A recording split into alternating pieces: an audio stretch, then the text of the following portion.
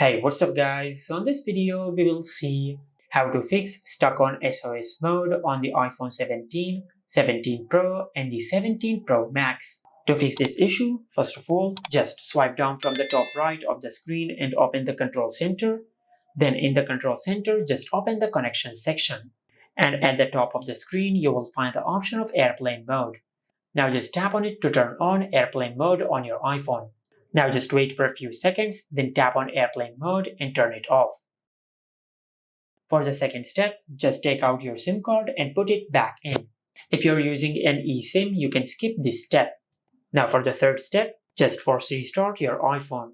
For that, just press and release the volume up button and the volume down button. Now just press and hold the side button on your iPhone until the screen of your iPhone goes black and the Apple logo appears on the screen. Once the Apple logo appears on the screen, just release the side button.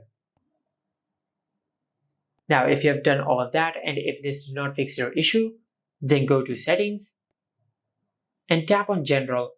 From here, just tap on Transfer or Reset iPhone, then tap on Reset. And from this menu, just select Reset Network Settings. Then enter your lock screen PIN. Now just select Reset Network Settings. Now this option will not delete any data on your iPhone. It will only reset all the network settings of your iPhone.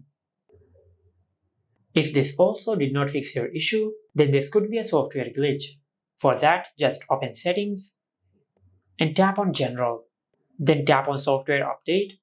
And from here, just check if you have any software update available. If you have any software update available, just update the software of your iPhone.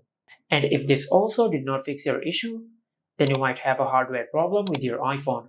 Just take your iPhone to the nearest service center and they will fix your issue. And this is how you can fix stuck on SOS mode on the iPhone 17, 17 Pro and the 17 Pro Max. Make sure to like, comment and subscribe. Thank you for watching.